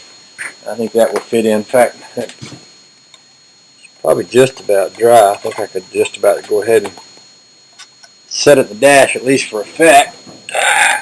Let's see that. Well, it's just sticky enough where if I push on it much, I'll get paint on my fingers. And I think the black's a little shinier than the flat black on the other, but so what? I guess the rat rod police might pull me over and give me a ticket for having a shiny thing around my doohickey, but what the heck, you know, life is like that sometimes. Had a good time working on the old girl today. Yeah, sure did. That windshield looks pretty funny being so tall like that, but you know, it'll do for now. It'll be interesting to kind of see what it would look like if it was cut down. It seems like about the best way to do that is to stick something across there just to give my eyes something to read by, you know. I don't know if it would be tall enough if it was that high or not, but it sure would look cool. Probably would need to be a bit higher than that. But even if it was cut down to about there, it'd probably look a little better. Anyway, that ain't going to happen anytime soon. I got a lot more important things to work with. Oh, I also got my steering column all nice and firmed up. It was loose before, and I tightened it up good. Oh, and I was going to show you the oil pressure gauge. I used this good copper tubing on it.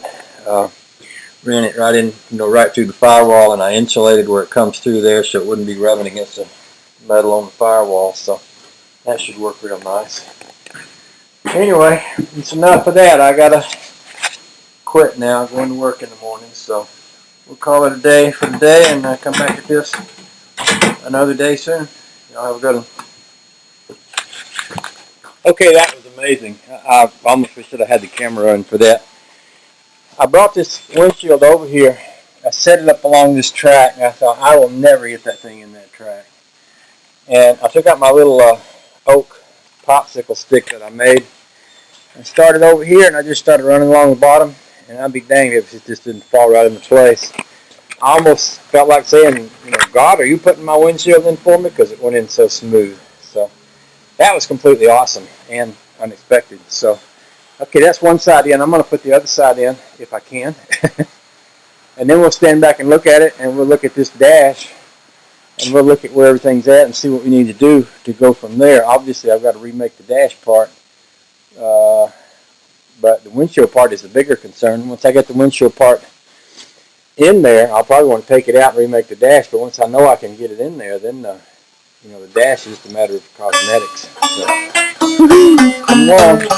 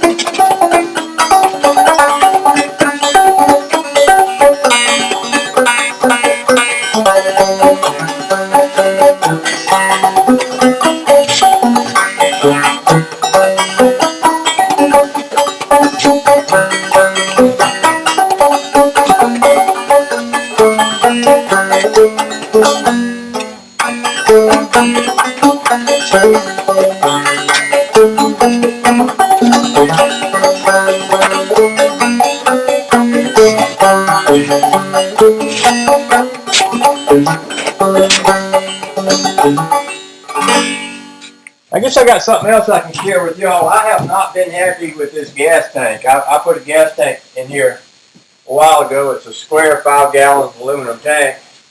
I run that thing dry now about 4 or 5 or 6 times just driving this thing around the quarry. It figures it's become apparent to me that this thing uses a lot more gas than what I was expecting it to, and I need a bigger tank. So I actually sent off and ordered me one.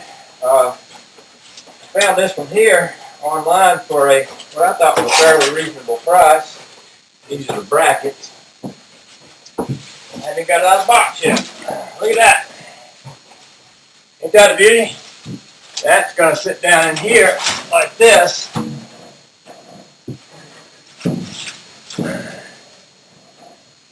Woo-wee. Downtown high cotton right there, let me tell you.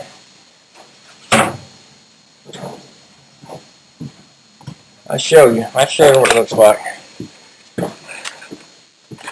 Look at that. Oh man, that's a thing of beauty.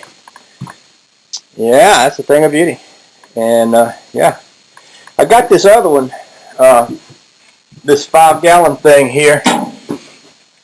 It crossed my mind maybe trying to use that as a reserve tank, but it's mounted back in the back of the car. It hangs down. You can see it from behind the car, and I don't like it back there. I think what I'd rather do is take it out. I originally had a battery box over there. I'd like to take both of them out and build me a little area under there where you could, store some things. Maybe put a blanket and a couple of folding chairs and stuff like that. I don't plan to carry a spare tire with this thing because I don't plan to be driving it all that far where I need one. Although, if I engineered it right, I probably could get a spare tire up under there. It would be handy to have one. It'd be a lot better to have one than not to. These front spindles are Chevrolet style spindles, and these are Chevrolet wheels on the back. So if I had me a little kind of a tall, skinny 15-inch Chevrolet wheel, I could just about fit one back in there if I designed that just right. That's something I'm going to give some more thought to. But anyway, I got this extra tank here. Maybe I'll just run it on eBay and sell it. I've got a couple of tanks. I got this one. I got a 15-gallon fuel cell around here somewhere that I don't need.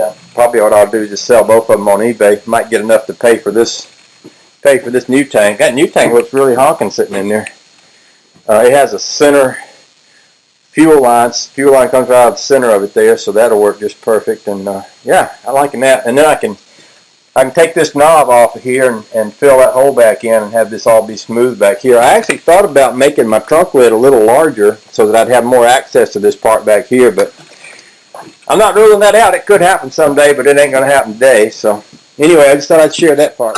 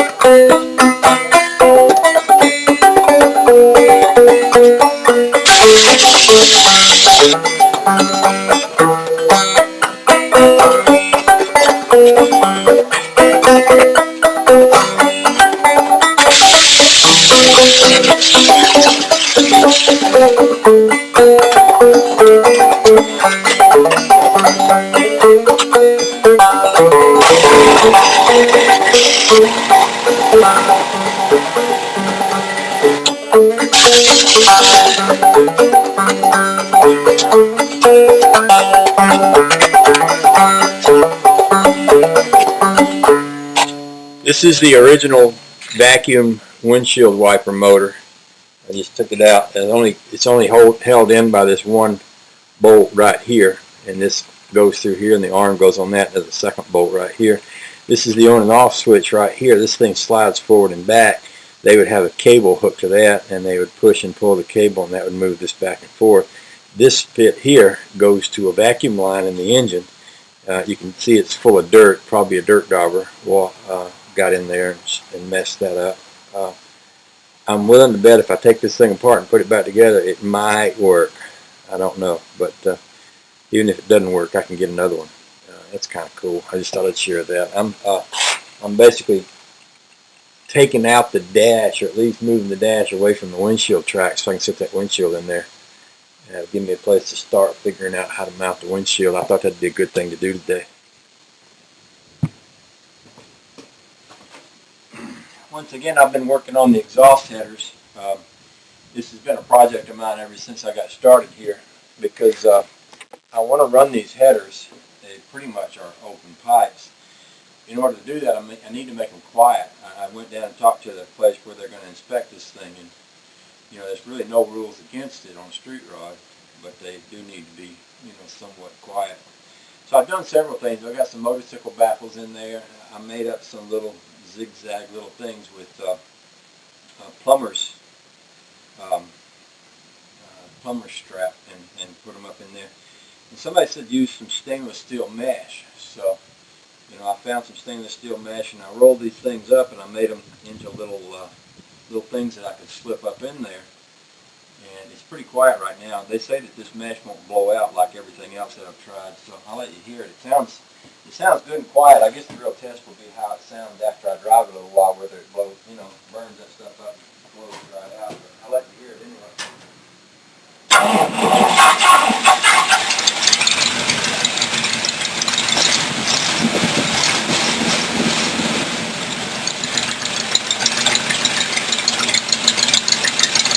It's actually quieter than a car with glass backs or a motorcycle or something like that.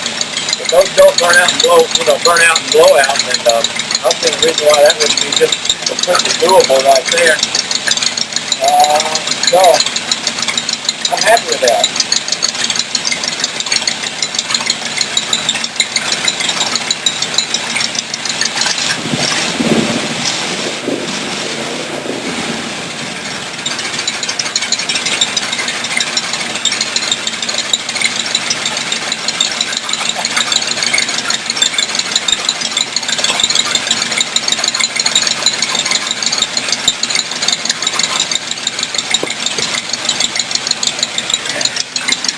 just can't help but smile just listening to it and looking at it.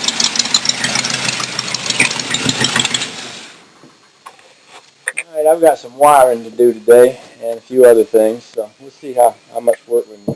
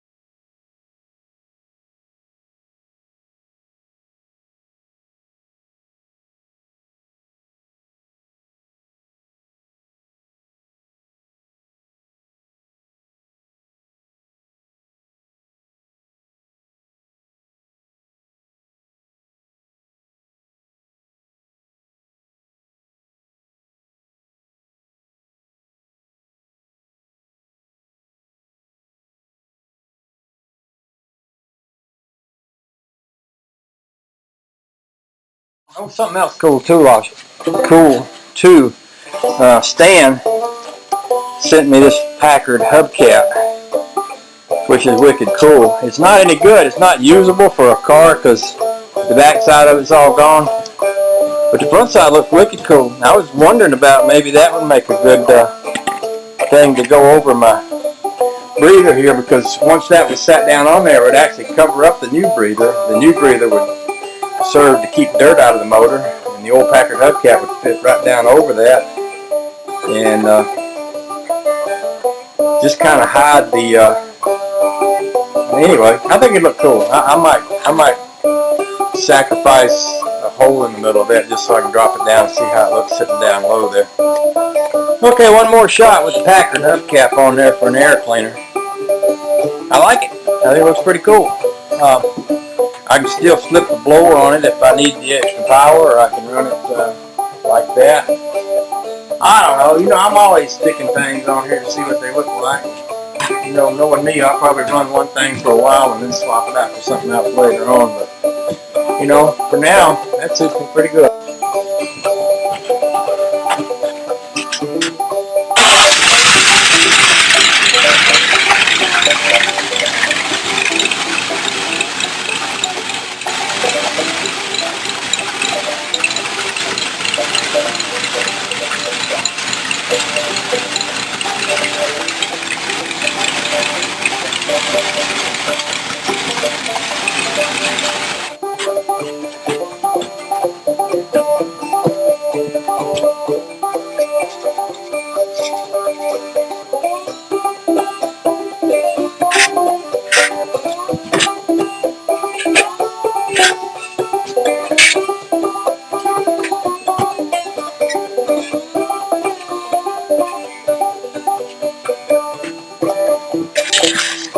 I was just trying it at a different height. I actually put the old Ford hubcap up under it and put that on top of it and kind of raise it up a little bit.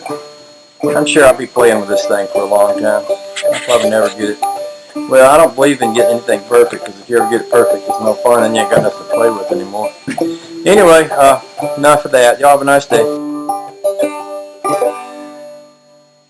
Sometimes when you're working on your hot rod, you just don't have enough hands to go around. You need something to hold something while you tighten it up. So that's what I've done here. See this big steel bar sticking through that eye bolt? That eye bolt is where my seat belt is going to hook to. But I can't hold it and get under the car and tighten it at the same time, so I stuck that big bar in there, wedged the other end of it up against that. That way I can crawl up under there and tighten that up. Gotta love it. I think that's 3/4 of what mechanicking and or hot rod building is all about, is just figuring out how to make things work. These two bolts in the middle, I stuck the same rod through both of them. That way when I tighten them up, they won't spin around, and they'll be facing in the right direction when I get through. There is some work you do on the hot rod that's more fun than other work. That's kind of what this is, when you start seeing it come together and come to a place where it's close to being finished. Basically, I used that same board that I had here a while ago, put it back in place, cut it down, hinged it at the bottom so that I can swing it forward, and that gives me a little storage space back there to keep my rifle or whatever else I want to haul it out. Just joking about the rifle part. And I just put a couple pads in the floor to sit on. I'm gonna crank this thing up and drive it out of here and drive it around like that and see how it feels. My thinking is I'm not going to buy a seat. I'm going to make a seat. My dad was he was an upholstery worker. He worked in a couch factory for most of his life. My dad and my mom too. I never did learn to sew, but I watched them take a lot of furniture apart and put it back together, and he gave me a kind of a basic understanding of how chairs, couches, things like that work. I've got a lot of this material. I shouldn't say a lot, but you know, there was a lot left when Dad passed away, and I've got some. I wouldn't mind if I had a boatload. Stuff like this. This is the kind of stuff that covers couches, not couches, but mattresses. This is like a mattress cover. It's got padding and stuff all sewn together in it. And what I'm going to do is I'm going to, not today, but eventually I'm going to shape my seat in here, and I'm going to probably cover it with some of that stuff and just kind of go from there. But it gives me something to work with. I've also got some carpet around here somewhere that came out of a Cadillac. The guy up the street runs an upholstery shop. He took this red carpet out of a Cadillac, an older Cadillac, a vintage Cadillac, and you know, that might be fun too if I can figure that out, but I don't know. I got my tunnel in place. I'm going to make me something to close up that little spot in the back where the wood and the metal all meet together. I don't know how many of you know it or not, but these are designed so that I can raise them up because my master cylinder and clutch cylinder and everything is down in here. On the other side over there, my battery's down under the floor. I kind of built everything to get it out of sight and out of the way.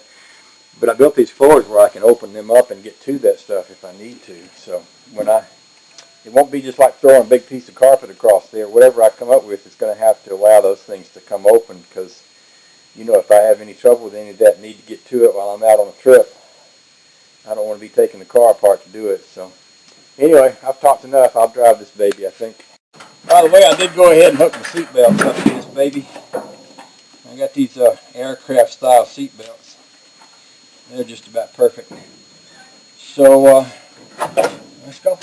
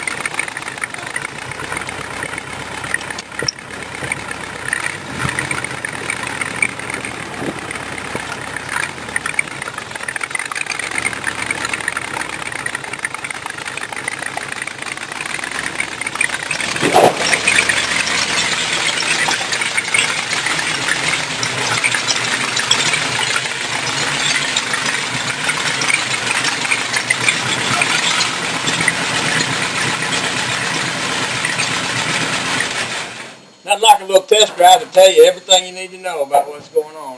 I need to readjust the brakes a little here. But I'm liking this seat setup. This is going to be just fine. Yeah, that's going to be awesome. I'm totally liking that. Well, it's been a really fun weekend with the car. I got to stop playing now. Go in the house and start thinking about going. Okay, I'll show you now what I've been up to here. This is kind of interesting and fun work.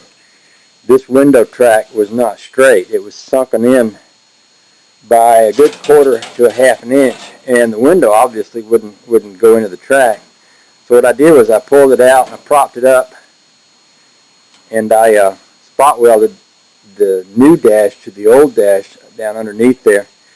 There's a little bit of a gap. If you look carefully, you can see 1/8 inch, 1/16 inch, something like that, right about where it says 23 inches. I think I can take a hammer and tap that a few times and get it to be nice and straight. When I do, that windshield should sit down in that track. I also re-welded the inside part of the track here, was kind of hanging out, so I clamped that together and re-welded all that. And so let's see if we get that windshield in here now.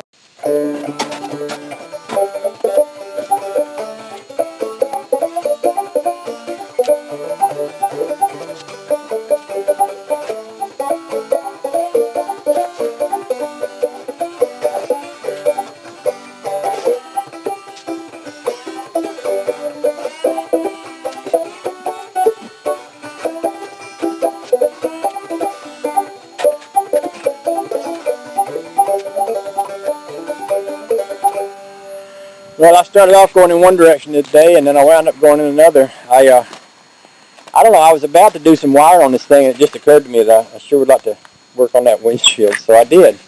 And it worked out pretty good, although I think what happened is, in the course of being cut all apart and everything, this cab is all wangled out of shape, so that when this windshield meets at the top, and you'll see I got a little piece of metal kind of in a V stuck down in the rubber here to tie the top together.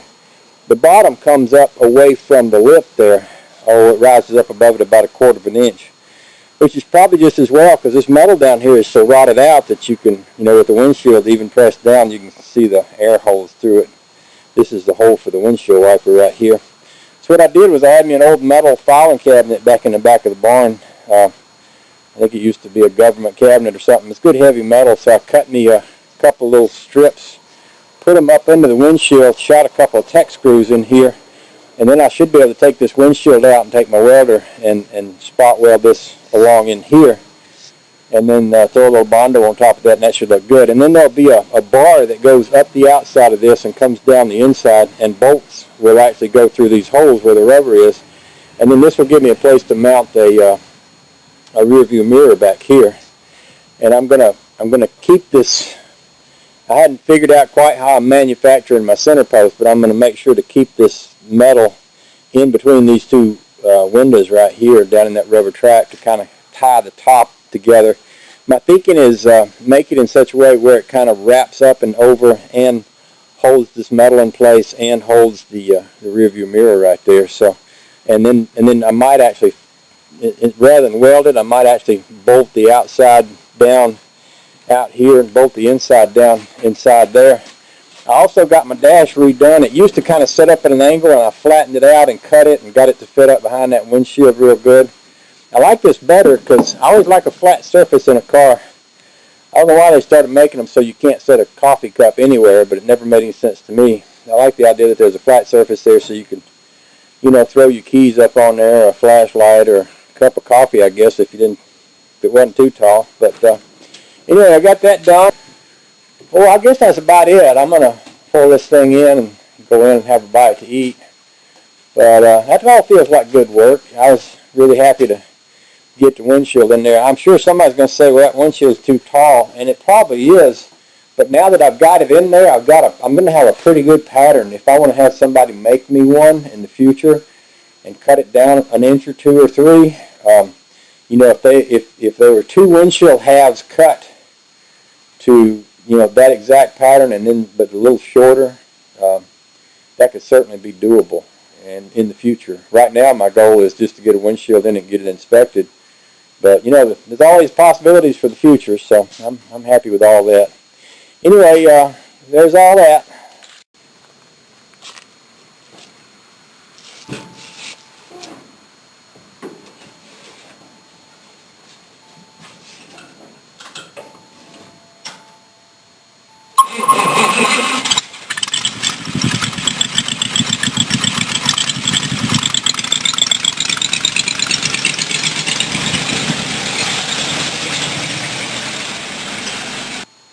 You know, I love that smoky old glass. That's just a plain old sign of age, and I like it. I can see through the windshield just fine, but it certainly does show that it's an old windshield, which is ideal for me. I love old stuff. Well, I spent the day in the hot rod shop and got the shop cleaned up real well. I probably didn't do a lot that you can see on the hot rod, but I did do some things that turned out pretty cool. This hydraulic brake setup wasn't working, and I took it apart and cleaned it out and put it back together, and now it is working. And I learned a lot about how it works while I was doing that, so that was good. I figured out that the old oil pressure gauge that I want to use wouldn't fit the line that I have, so I got to go to the parts store. It has a bigger nipple on the back of it than the other one, so I got to go. And I went to a hardware store and tried to find something that would work, and it wouldn't happen. So I went ahead and closed off the oil pressure line from the motor. I got this amp gauge sitting in here. I'm going to paint the edges of it black. It's got the old-fashioned big letters on it, and that oil pressure gauge does too. So that all works good. I did figure out something really cool about the car. Here, I'll put you guys down here and let you watch while I demonstrate. You know, I've been running it with these boat seats in it, and the boat seats set you up about 3 inches off the floor. And I climbed in here today while I was working on the brake, and there was no seat. When I did, it just hit me. You know, it's just like a light bulb went on. This is perfect. This is absolutely perfect. This is where I should be sitting in this car. You know, everything is just right where it should be. So what I decided, what I needed in this thing is either some of those bomber type seats that you see everybody selling nowadays, or some good old fashioned race car seats. I don't know if you've ever raced or not, but they make a race car seat that doesn't have a lot of padding, but you sit in there real snug, and they're actually pretty comfortable because of the way they almost just fit you. You know, you just about have to pry yourself in and out of them. But I was thinking, you know, a couple of race car seats in this thing would really be ideal. Get you just about, well, it would get me sitting at just about the right height. Those boat seats ain't all that comfortable anyway. So, anyway, that's my line of thinking for right now. I guess what I got done today is an awful lot of stuff that'll help me get a lot more done next time I work on this. I figured out I need to tighten this up, and I got the wherewithal to do that. I'll address that later too. So just kind of spent the day working over a whole lot of cool stuff, and I guess with that said, I'm going to go ahead and back this thing back in here and bring the Rambler in. Y'all have a nice day.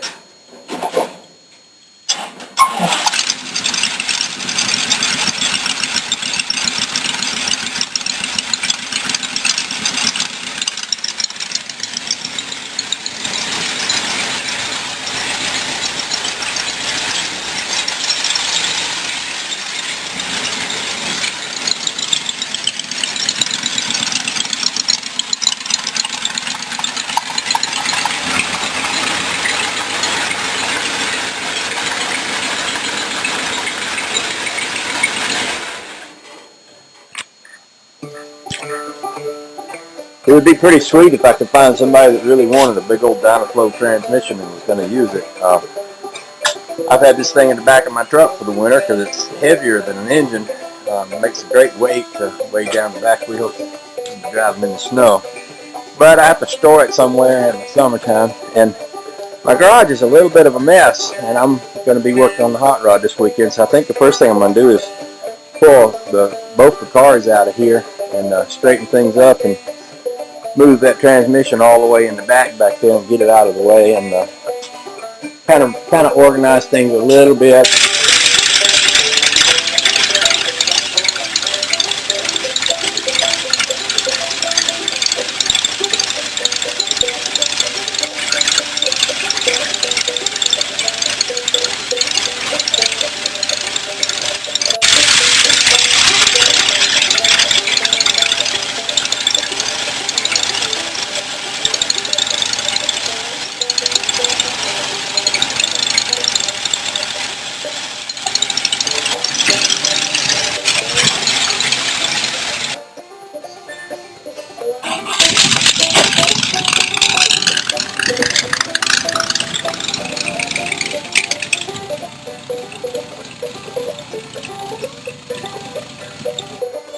think this might be sort of like a hot rodder's version of spring cleaning.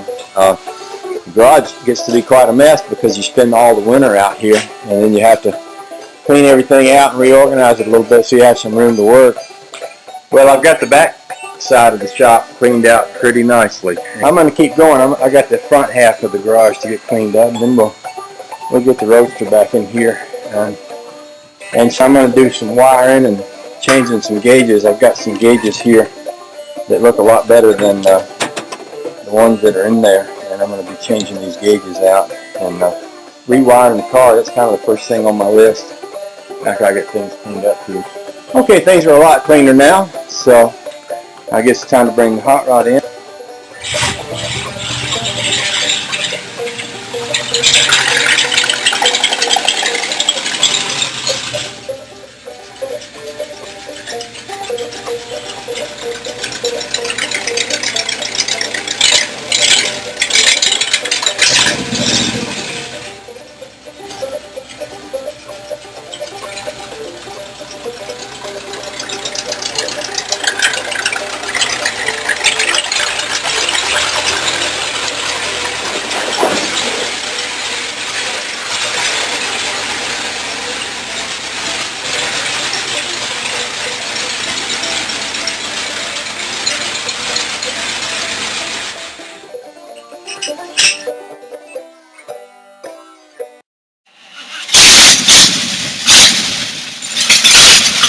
Better get out of the way.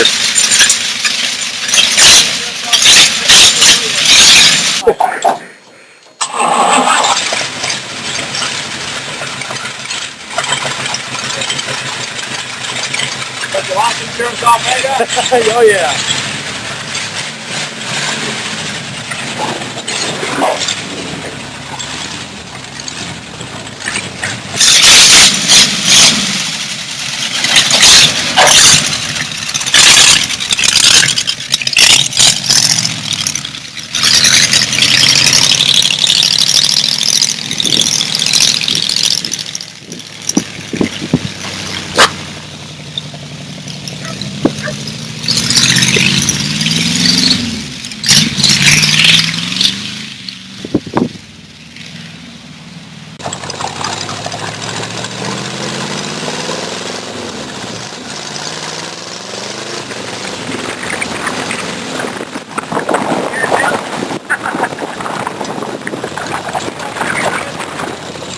I just put that in there today. That's 1945 feet off.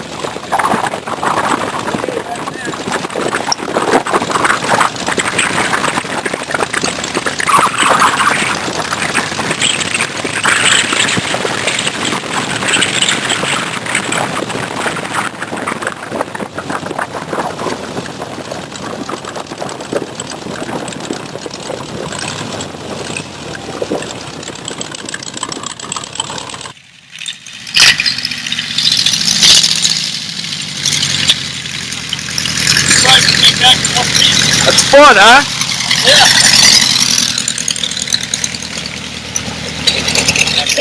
You know, like, first time in the DeLorean, let me get my legs in there. Stuck your foot through the floor there, but Yeah, this is something else. yeah, it's running. So good. You have to memorialize it. So you do it.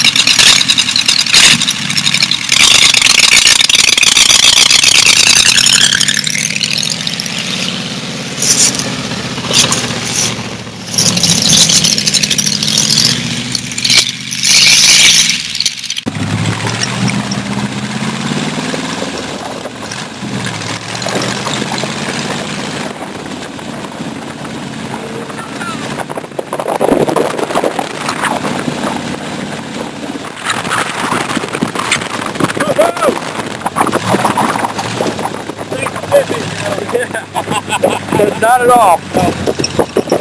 You lose an arm or a leg.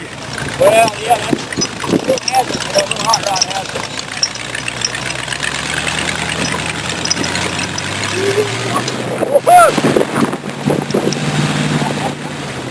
Not easy to get ready. Yeah. Maybe we'll put a floor in. That'd be smart.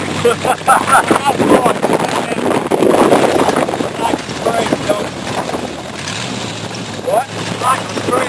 I do. It's awesome.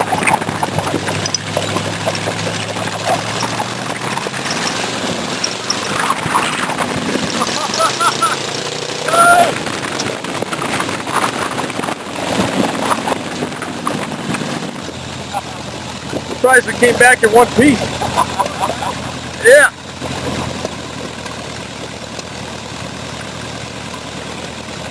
Where were those brakes at? Oh, yeah, there they are.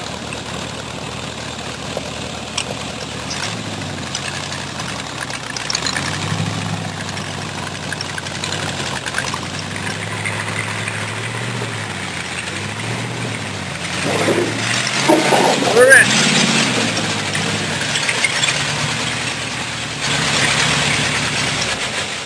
We're still intact, which is a good thing. Accomplished. Yeah, nobody died. We're all right. Yeah, I noticed it was fishtailing around a little bit, and I was thinking, oh, I probably need a little air in that back tire, but we was having too much fun to stop at that point. I thought we were going to flip out there. That was great. I was like, whoa, we went around that corner. That was awesome. Same here.